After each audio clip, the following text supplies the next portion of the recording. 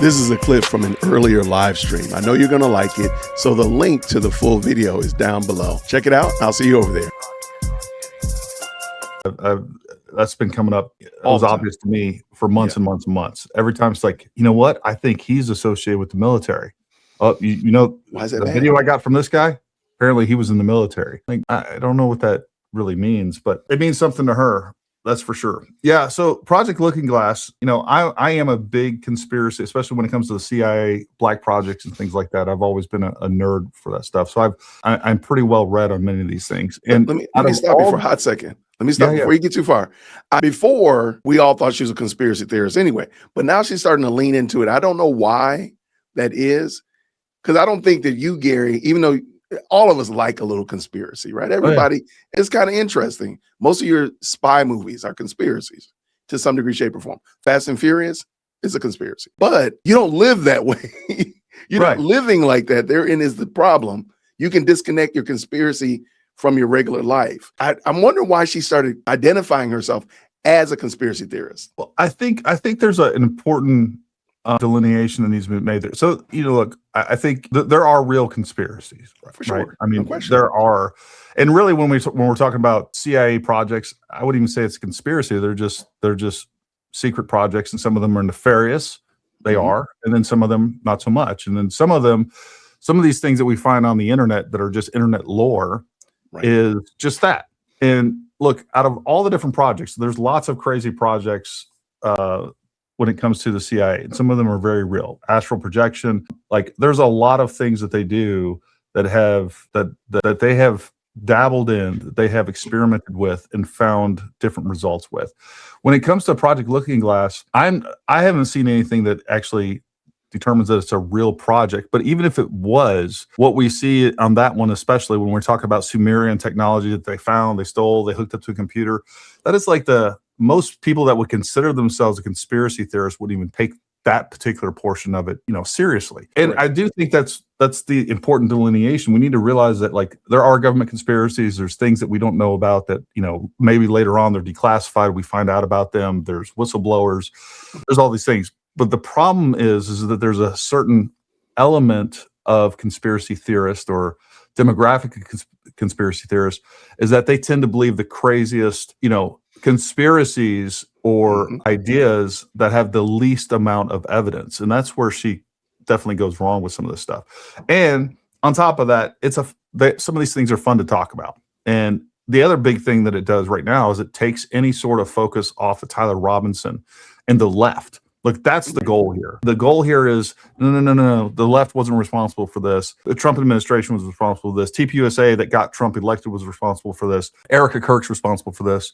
And you see, you know, all these things start off with, she's using incrementalism. She puts things out there to kind of tease, to see how well it does. And then if there seems to be buzz around this thing, then she kind of goes after this full-throated.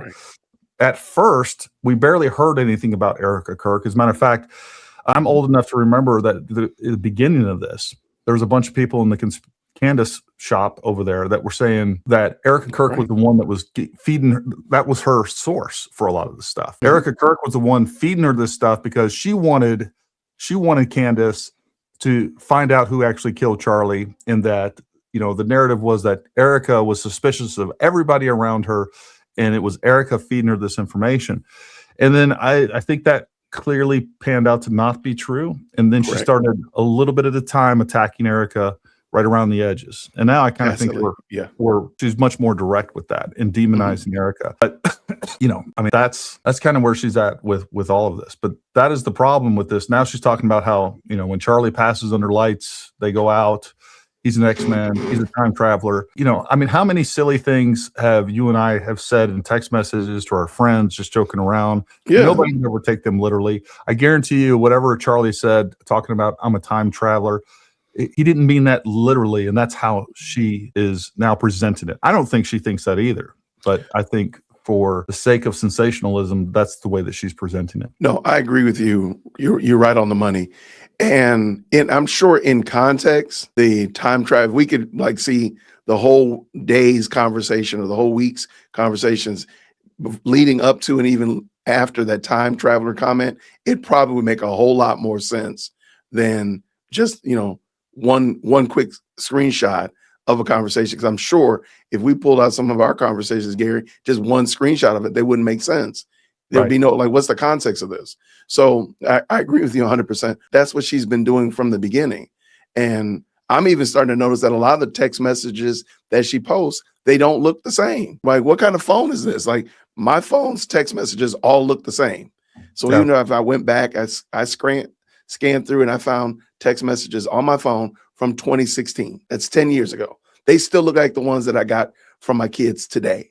The same format. Why your format so weird? Like, maybe you shifted phones. Maybe you shifted types of phones. I don't know, but or iOS has changed. Yeah, I've noticed the same thing too. I just don't know if there's a plausible explanation for that, and there could be. But I agree. There was definitely a couple of texts that people were also noticing that there was some odd things even about the icon with Charlie.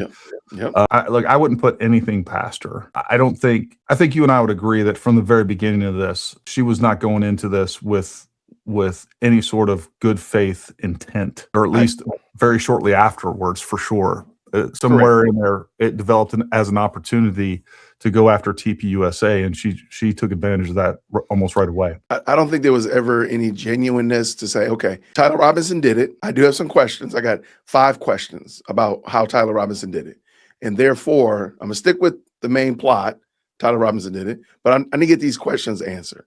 She came in there with, I don't believe Tyler Robinson did it, and I have 45 questions, and we're not going to move until I get these 45 questions and their subsidiary 25 extra questions all answered to my satisfaction. Then so going back to using the screenshots, for example. Well, Gary sent me a screenshot. Now I need Gary to send me a screen recording of him taking the screenshot with the metadata so that I know that he did not. Who are you? And I'm sorry, the fact that, and I've said this before on my show, TPUSA must stop talking to Candace, whether it be Erica and Andrew, whether it be an emissary, a third-party candidate. Nobody needs to talk to Candace on behalf of TPUSA or from TPUSA, or just go ahead and get another job. Just go ahead and get another job.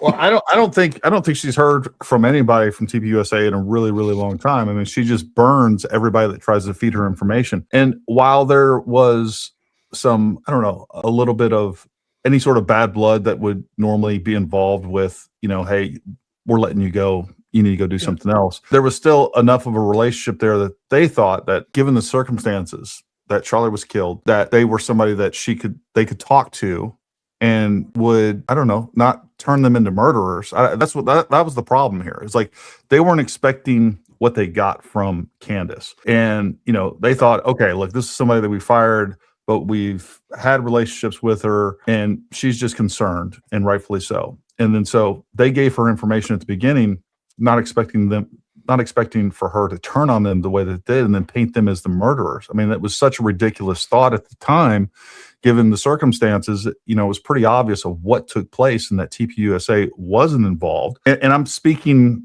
from their perspective to some extent, right? Like, it may not be obvious to us or whatever else. I was up for anything at the very beginning, but as more and more evidence went out, especially after I went there and kind of saw, I wish everybody could go to UVU. If you have questions about this, you really have questions, like, take a trip out there, because to me, that was the moment I was like, okay, I see what's going on here. I see how easy this was.